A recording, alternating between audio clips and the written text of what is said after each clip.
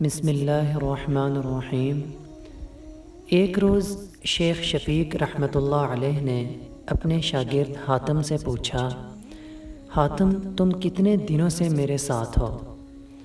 انہوں نے کہا 32 برس سے۔ شیخ شفیق بلخی رحمۃ اللہ علیہ نے پوچھا، بتاؤ اتنے طویل عرصے میں تم نے مجھ سے کیا سیکھا؟ حاتم رحمۃ اللہ علیہ نے کہا صرف 8 مسئلے۔ شیخ نے کہا انا للہ و انا الیہ راجعون، میرے اوقات تیرے اوپر ضائع چلے گئے، تو نے صرف 8 مسئلے سیکھے؟ حاتم رحمۃ اللہ علیہ نے کہا استاد محترم زیادہ نہیں سیکھ سکا اور جھوٹ بھی نہیں بول سکتا۔ شیخ نے کہا اچھا بتاؤ کیا سیکھا ہے؟ حاتم رحمۃ اللہ علیہ نے کہا پہلا کہ میں نے مخلوق کو دیکھا تو معلوم ہوا ہر ایک کا محبوب ہوتا ہے قبر میں جانے تک۔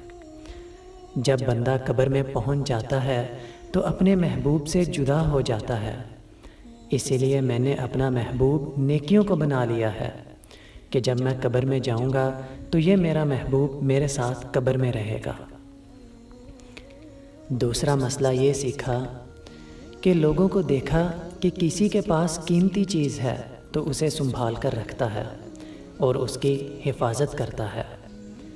پھر فرمان الہی پڑھا، جو کچھ تمہارے پاس ہے وہ خرچ ہو جانے والا ہے، جو کچھ اللہ کے پاس ہے وہی باقی رہنے والا ہے، تو جو چیز مجھے قیمتی ہاتھ آئی اسے اللہ کی طرف پھیر دیا تاکہ اس کے پاس محفوظ ہو جائے جو کبھی ضائع نہ ہو۔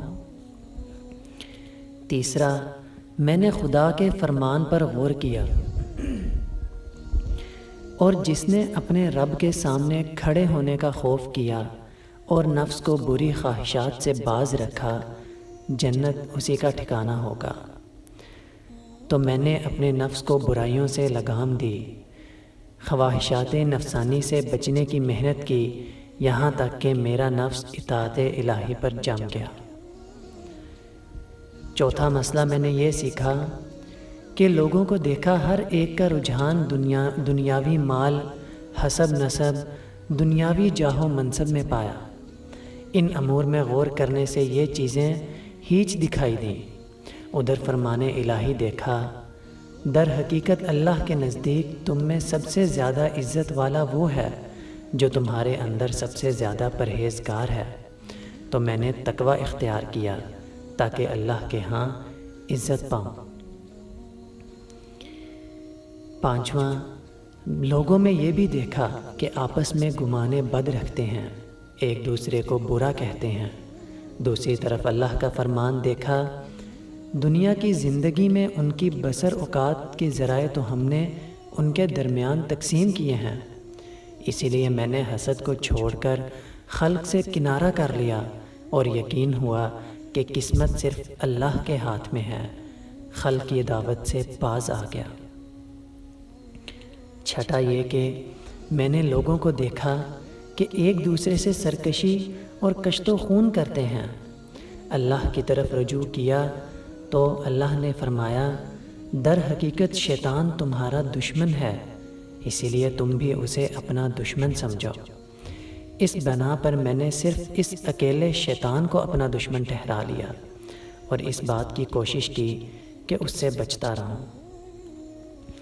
ساتواں مسئلہ میں نے یہ سیکھا کہ لوگوں کو دیکھا کہ پارا نان پر اپنے نفس کو ذلیل کر رہے ہیں، ناجائز امور میں قدم رکھتے ہیں۔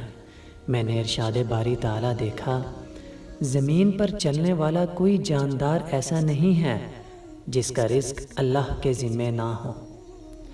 پھر میں ان باتوں میں مشغول ہوا جو اللہ کے حقوق میرے ذمے ہیں، اس رزق کی طلب ترک کی جو اللہ کے ذمے ہے۔